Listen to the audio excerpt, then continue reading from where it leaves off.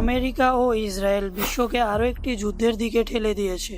28শে ফেব্রুয়ারি যুক্তরাষ্ট্র ও ইসরায়েল ইরানের বিরুদ্ধে সমন্বিত হামলা চালায়। পেন্টাগন এই অভিযানের নাম দিয়েছে অপারেশন এপিক ফিউরি। ইসরায়েল স্থানীয় তেহরান সময় সকাল 8:10 হামলা শুরু করে। এর পরপরই যুক্তরাষ্ট্র তাদের ঘাঁটি বিমান বাহিনীর রণতরী থেকে আক্রমণ শুরু করে। ইরানের বিভিন্ন শহর থেকে একাধিক বিস্ফোরণের খবর আসছে। তেহরানের কথা বললে প্রথম দফায় 4টি লক্ষ্যবস্তুতে হামলা চালানো হয়। গোয়েন্দা মন্ত্রণালয়, প্রতিরক্ষা মন্ত্রণালয়, পরমাণু শক্তি সংস্থা এবং প্রাচীন সামরিক কমপ্লেক্সেও হামলা হয়েছে। একটি ক্ষেপণাস্ত্র একটি স্কুলে গিয়ে পড়েছে, যেখানে খবর আসছে 50 জনেরও বেশি স্কুল ছাত্রছাত্রী নিহত হয়েছে। খবরের কথা বলতে গেলে বর্তমানে ইরান থেকে তথ্য পাওয়া খুবই কঠিন। সেখানে ইন্টারনেট সংযোগ মাত্র 4% নেমে এসেছে বলে জানা গেছে।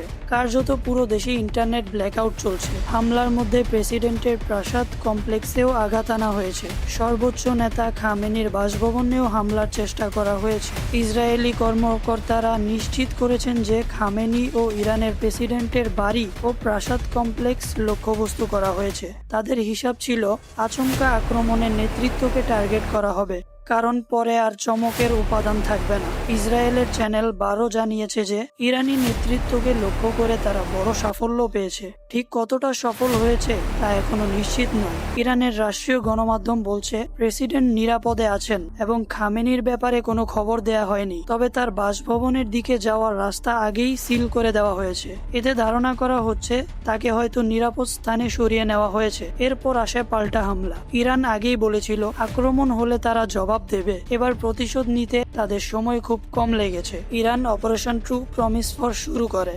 একাধিক ব্যালিস্টিক ক্ষেপণাস্ত্র ও ড্রোন দিয়ে উপসাগরীয় অঞ্চলে অবস্থিত মার্কিন সামরিক ঘাঁটিতে হামলা চালানো হয়। বাহরাইনে মার্কিন নৌবাহিনীর 5ম নৌবহরে সদর দপ্তরে হামলা হয়েছে, যা নিশ্চিত করা হয়েছে। সংযুক্ত আরব আমিরাতের আবুধাবিতে আল দাফরা এয়ারবেসেও হামলা হয়েছে। কাতারের আল উদেদ এয়ারবেস লক্ষ্য করে হামলা করা হয়েছে, যদিও বলা হচ্ছে ক্ষেপণাস্ত্রগুলো ভূপাতিত করা হয়েছে। কুয়েতের আল সালেম এয়ারবেসেও বিস্ফোরণ ও সাইরেনের খবর পাওয়া গেছে। জর্ডান ও সৌদি আরবেও বিস্ফোরণের খবর এসেছে। দুবাই আন্তর্জাতিক বিমানবন্দর অনির্দিষ্টকালের জন্য বন্ধ করে দেওয়া হয়েছে, যা বৈশ্বিক বিমান চলাচলে বড় প্রভাব ফেলবে। ইয়েমেনের হুতিরাও যুদ্ধে যোগ দিয়েছে। সম্পূর্ণ ইরান, ইসরায়েল, ইরাক, কাতার, কুয়েত, সংযুক্ত আরব আমিরাতে বহু ফ্লাইট স্থগিত হয়েছে। এই হামলার পেছনে 4টি লক্ষ্য বলা হচ্ছে। প্রথমত, ইরানের উন্নত ক্ষেপণাস্ত্র ব্যবস্থা ধ্বংস করা। দ্বিতীয়ত, ইরানের নৌবাহিনীকে অক্ষম করা। তৃতীয়ত, হামাস, হিজবুল্লাহ ও হুতিদের মতো প্রক্সি শক্তিকে নির্মূল করা। চতুর্থত, ইরান যেন কখনো পারমাণবিক অস্ত্র না পায় তা নিশ্চিত করা। ট্রাম্প আরো বলেছেন ইরানের শাসন পরিবর্তন করতে হবে। তিনি ইরানি জনগণকে সরকার উত্থানের আহ্বান জানিয়েছেন এবং রেভলিউশনারি গার্ডদের আত্মসমর্পণের প্রস্তাব দিয়েছেন। এদিকে তেলের দাম ইতিমধ্যেই 20% বেড়েছে। ব্রেন্ট ক্রুডের দাম ব্যারেল প্রতি $80 বেড়েছে। যদি হরমুজ প্রণালী বন্ধ হয়ে যায়, যেখান দিয়ে বিশ্বের 20% তেল ও গ্যাস পরিবাহিত হয়, তাহলে দাম $120 পৌঁছাতে পারে। মধ্যপ্রাচ্যে বড় আকারে আঞ্চলিক যুদ্ধের আশঙ্কা